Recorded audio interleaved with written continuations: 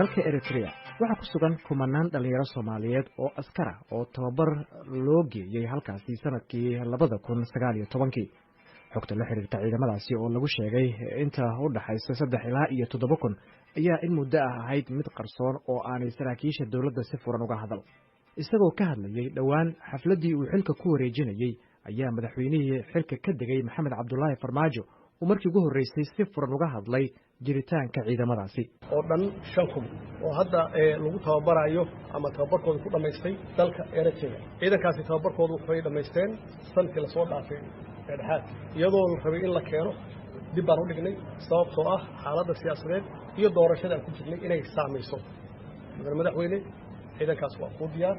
waxaa loo tababaray ciidanka qaybahooda kala duwan marka ugu horeysa waxaan rajeynayaa ciidankaas inay soo noqdaan oo ay ka howlgalaan si ay dalkooda uga xoreeyaan ciidanka uga xoreeyaan argagixisada al-shabaab ciidanka dhismihiisa waa socdaa waxaan rajeynayaa si ugu dhaqsiyaha badan in lagu soo afjaro dhibaatada ay ciidanka shabaab iyo argagixisada ay dalka ku hayaan madaxweyne xasan sheekh maxamuud madaxweynaha la doortay ayaa isla xafladaasi kaga hadlay arrimaha ciidankan waa run ciidamada Eritrea jira muddo dheerna way naga maqnaayeen waana wiilasheenii waa ka shaqaynaynaa sida ugu dhaqsiya badan inay dalka u soo noqdaan oo ay dalkii dib u xoreyntiisa ay qaybta weyn ay ku leeyihiin ay ka qaataan waa ciidan Soomaaliyeed dalka Soomaaliya iska leh qofna ma lahayn dal kalena ma laha ciidamada iyo soo celintooda dadka u dooda waxaa ka mid ah Cabdisalaam Guuleed taliye xigeenkii hore ee hay'adda sirdoonka qaranka Soomaaliya ee NISA Cabdisalaam ayaan weydiiyey xogta ugu dambeysay ee ay ka hayaan xaaladda dhalinyaradaasi ciidanka Eritrea loo qaaday waa ciidamo badan dawladda Soomaaliya waxay qiratay muddo dheer kadib waxay qiratay ilaa 5 kun dhalinyaradii soo goostay oo ka soo lugeeyay Soomaaliya lugta ku soo galo ilaa 45 intaan xogtooda hayo aniga oo xiriirka aan la leeyahay gaarayaan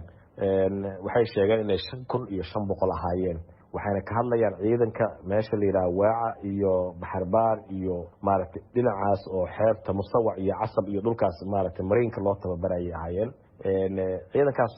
dagaal Eritrea dagaal Tigray iyo maaragtay Ethiopia ma aysan gelin ciidan waxa ahayn ciidan badda loo tababaray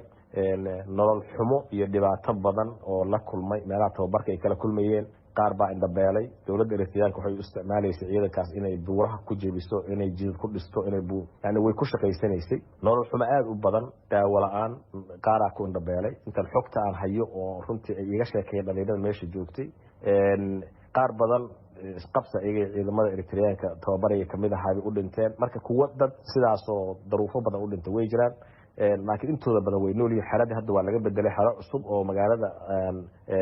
Musawac oo Casmaro u dhow agteeda ayaa meelaha la geeyay waxay kaliya ka cabanayaan waxa weeye qabow meeshaas xooga ka jira habeenkii oo dhaga 3 qofood hadda bishii la soo dhaafay maraan xiriir la sameeyay 3 amal ayaa nooga dhimatay qabow dar nagu filan ma haysano waxay dhaheen aad waxay uga cabaadayeen nolol xumo iyo dhibaato ka haysata ciidan kale waxa jira marka xogta intaan ku hayo asagana tiradiisu ay badan tahay kuwaas ka agdhowdahay oo dhinaca baadame iyo xuduudda Eritrea iyo Ethiopia dhexdooda la geeyay oo ciidan infantry ahay waana ciidamada aan aaminsanahay inay dagaalka ka qayb galeen sida aad ku aragteen warbixino badan la aaminsan inay dagaalkaas ku leedeen in badan oo kamid ah kuwaas qatartooda iyo dhibaatadooda iyo noloshooda cid ka warhaysa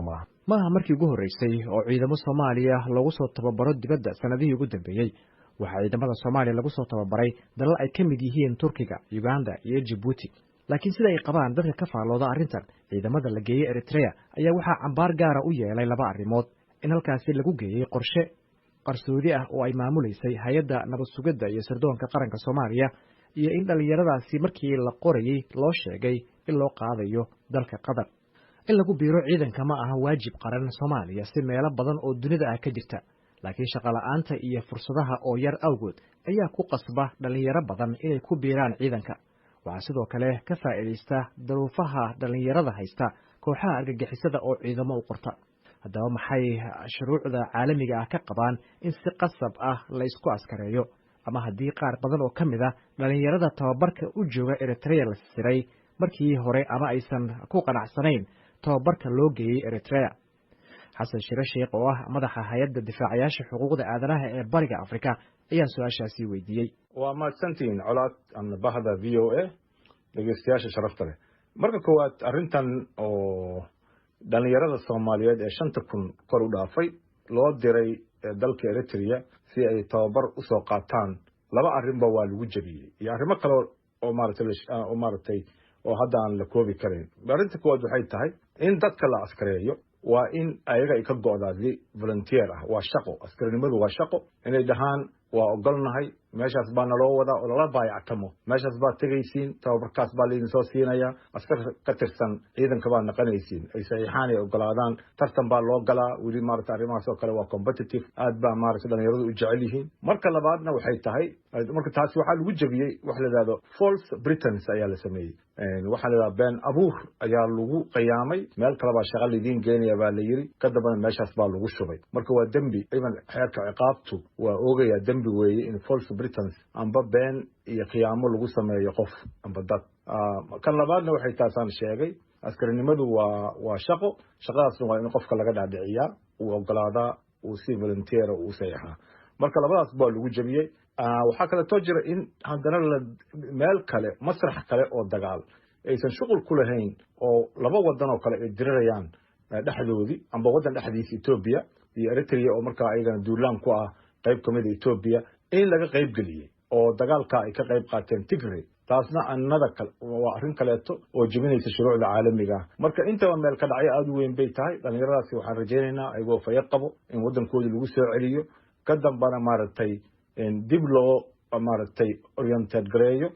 oo maaragtay ciidamadii markaa wixii fid u ahna lagu daro, oo hawshoodii waddankoodii lagu soo celiyo. tababarka loo qaaday dhalinyaradan ayaa soo shaacbaxay bishii January sanadkii 2021 markii warbaahinta bulshada lagu faafiyey in ciidamo Soomaali ah lagu dilay dagaalka gobolka Tigray, iyagoo xulafo la ah ciidamada Ethiopia iyo Eritrea ee dagaalka kula jiray jabhadda Tigray ee TPLF waqooyiga dalka Ethiopia. dowladda Soomaaliya iyo Ethiopia labaduba way beeniyeen arrintaas.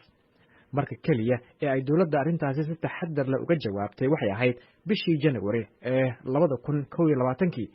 waxaana ka hadlay wasiirka warfaafinta ee Soomaaliya Usmaan Abuukar Dube oo hadda xildhibaan ka ah baarlamaanka Soomaaliya. waxa uu beeniyey in ciidamo Soomaali ah ay ka dagaalameen Tigray, waxaana uu difaacay sababta aysan uga hadal arrinta ciidamadan. arrintu waa arrin ma jiro hal askarina inagama dhinto, hal askarina dhibaato inagama dhacdo, ciidamadeennina waa inoo caafimaad qabaan, iyagoo socda oo tababarana waa inoo imanaya. laakiin waxaan oo dhami waxa weeye waa wax la yidhaahdo divers, in la duwo dhibaatooyinka shisheeyo ay dalka ku hayaan. waalidiintu hal degmo ma joogaan, hal gobol ma joogaan, hal state ma joogaan, every corner stateyada dalkao dhan bay ka yimaadeen, every stateyada dalkao dhan ayay ciidamadu ka kooban yihiin. waxaan ugu qalbi qaboojinayaa in wiilashoodu fiican yihiin, ay caafimaad qabaan, de wax qarsoomana ka weyn ciidan. waana aan rajaynayaa in aynu mustaqbalka ka maarmi doono tababar dabadeed, ciidamadeennuna isku filaan doonaan, cadowgana aynu ka adkaan doono. dhawaan markii madaxweynihii hore Maxamed Cabdullaahi Farmaajo iyo madaxweynaha xilka kala wareegay Xasan Sheekh Maxamuud ay ka hadleen arrinta ciidamadan, waxaa dib u soo xoogaystay rajada waalidiin muddo ka warwarsanaa badqabka ubadkooda. Bariima Isaaq Warsame waxaa ka maqan 2 wiil oo ay dhashay oo la kala yiraahdo Yaasir Cabdullaahi Axmed iyo Bashiir Cabdullaahi Axmed. waxa ugu wardambeysay muddo haatan 4 sanadood laga joogo. walaalow meelow ila tiriyay mar laga sheegay hooyaanahay aabbo waa iga daran yahay, warkeeda daa ma hurdo, ma seexdo, ma hurdoodo, ma jiifo, cunto ma cuno. waxay ahayn wiilkayga macallin iskuul jaamacad dhameeyey, macallin dugsi marow noqday. Bashiir Cabdullaahi saasoo ahay, Yaasir Cabdullaahi dugsi dhaxow ahay, quraankana waa dhameeyey. ilmaha dadaa dhalay waa korsanay, waa suxunan ku korinay, xamaalan ku korinay, biil kuma soo korinay iyo mushaar odayguma qaato. hooyo Bariimo ayaa codsi u jeedisay madaxweyne Xasan Sheekh Maxamuud. madaxweynaha cusub kama waxaan raganimadiisa hadduu waa dhalnay oo intuu na xishmeeyo noo keeno waa u mahad celinaynaa. waa sharafan yahay hanoo keeno, hadduu isagu dhaamo farmaajo hadduu dhaamo hanoo keeno. Biyood Gaarane Cismaan iyana waxay ka mid tahay hooyooyinka ay wiilashu ka maqan yihiin. waxaa iga maqan wiil yiraahdo Baashi Cabdi Cali, markii igu war dambeysana wuxuu yiri Eritrean jooga. hooyo cabiidis badan meeshaan imaashadeeda aniga waa ka qoomamay, waa la soo saray cunug la soo qaldo oo meeshaan la keenaan ahay, meelan ka baxana ma aqaan. kayga 16 sano jiray, 16 sano jiray, ciyaalka xaafadda ahay, banooniyow dheeli jiray, waa la iga tashiiliyay. dawladda qortay aniga ma ogeyn, cunug aqligiisu kala go'ana ma ahayn. halkii marna oon warkiisa helayn inuu wiilkaas cabiidis badan oo ku jiro, oo qaab badan oo muxuu ahaantay oo ku jiro, inuu soo bixi karin, oo wadankii meel uga soo baxana oo na garanaynin, inuu muxuu ahaantay dhibaato fara badan oo ku jiro. inay derbiyaal dhisaayaan in qoryo lagu guraa dhib fara badan oo ii sabaan markaas aniga aan xamili waay markaan la hadla hadda saan waxaan ku moogahay sanadii bar sidoo kale hooyo biyood ayaa madaxweynaha ka codsatay in wiilkeeda loo soo celiyo madaxweynaha cusub oo xilka la wareega xasan sheekh maxamuud waxaan ka codsanaa wiilkayga inuu hadduu nool yahay iyo hadduu dhinto inuu ugu soo sabarsiiyo cunugaygiaan ka rabaa maxuu anta xasan sheekh maxamuud hadduu farmaajo ilmeyna gatana inuu maxkamadda ii saaro qoyska cumar maxamuud wardheere waxaa ka maqan wiilkooda cabdirasaaq cumar oo 18 jir ahaa xilliga la qaadayey cabdirasaaq ayaa qoyskiisa waxa uu la soo hadlay 2 jeer muddo 4 sano ah oo maqnaa walaashiis Muna Cumar Maxamuud Wardheere ayaa ku faraxsan hadalka dhawaan ka soo yeeray madaxweyne xasan sheekh maxamuud ee ah in dawladdiisu ay ka shaqaynayso sidii dhalinyaradaasi dalka loogu soo celin lahaa aabay waa 8 jir waxa weey waa ka walwalaya wataani shay wiilkay waa uu yalay ilmaha marka 18 sano jiro ahay cunug weligii meel aad ma ahayn marka waxaan ka codsanayaa madaxweynaha cusub inuu ilmaheena loo soo celiyo wallahi waan ku faraxnay marka uu asiga yimid ayaa nala hadlay awal wax nala hadla ma lahayn waxa weey ilmaheena in keenaya awal qofna ma lahayn qofna ma soo hadal qaadeen waa mudaharaad wax walba sameeyeen wax nala hadlo ama ilmihiina noo sheega waa leen hadda markuu ilmihiina waan soo celinay waan ku faraxnay waan u duceynay waan ku faraxsanahay waan taageersanahay ilaahayna casaawo jalaana hala garab galo sida ugu dhaqsiyaaba ilmaheena inuu noogu soo celshan ka codsanayna madaxweynaha Soomaaliya xasan sheekh maxamuud maalin walba hooyaday waa ka fakartaa aabay dhiikar buu qabaa hooyaday dhiikar bay qabtaa maalin walba way ka walwalayaan codsiga koobaad aan dirsanayna waxa weeye madaxweyne midkii ummadda Soomaaliyeed u adeegay hooyooyinka murugta ka bay'iyay allaha ka dhigo codsigeyga anigu intaas buu ku egyahay Abba Cumar Maxamuud Wardheere oo ah 80 jir indhahala ayaa isna ka hadlay maqnaanshiyaha wiilkiisa codsina u diray madaxweynaha Soomaaliya wiilkayga meel uu jiro ma naqaan awal waxaan la geeyaha waxaana loo sheegay oo nogala waday qadara la geeyaha la yiri qadara nogala waday qadara la geeyaha la yiri lamana geeyna la yiri kabacdi waxaa la geeyay alatireeya la geeyay madaxweynaha waxaan ka codsanayaa 8 sano jira waana indhalacay meelaan fadhiyaa madaxweynaha cimrigiisa Allah dheereeyo cadaabkeena Allah ka korsho waxaan ka rabaa inaad ilmahaas aad noo keento waxaan ka codsanayaa inuu meel alle wiilkaas iyo wixii la jira inuu noo keeno qaar ka mid ah waalidka dhalinyarada maqan ayaa sida uu barnaamijka Elayska xog ku helay dhawaan la kulmay madaxweyne xasan sheekh maxamuud iyagoo ka codsaday soo celinta dhalinyaradan oo ka mid ahayd ballanqaadyadiisii ololaha doorashada taliye xigeenkii hore ee hay'adda sirdoonka qaranka Soomaaliya Cabdisalaam Guuleed ayaa qaba in soo celinta dhalinyaradan aanay u fududeyn sida dadku moodayaan loona baahan yahay taxaddar dheeriya iyo howl adag waxay u baahan tahay arrintaas ciidankii warkaalay iyo wax la yiraahdo ma jiraan ama meel ciidan joog la soo qaada ma ahan siyaasadda ku hareeraysan sababta meesha u joogaan sababta loo geeyay kuwa dhintay maxay jiraan kuwa nool maxay yihiin faylashooda in la helo oo lagu recruit gareeyay oo lagu qoray laana hadda waxa ka maqan aadan aqoonin waxa aad keensanaysa ma taqaanin hadda 3 kun sool aad hesho eelwa 3 ay ahaayeen waa dhigi karta maya faylashu inta way ka badayeen ciidankaas markii la qaadayay dokumenti sax laga ma qorin baasaboor ma aysan lahayn shahaadooyin ma lahayn ID card looma sameeyay habeen badan ayaa diyaarada lagu daadgureeyay si qarsoodi ayaa lagu xulay meel qarsoodi ayaa lagu xulay waxay u baahan yihiin taxadir dheeraad waxay u baahan dadaal baaritaan dheer waa arrin qaran weeyaan arrintaas arrin qaran oo qaranka Soomaaliya horta la weeyaan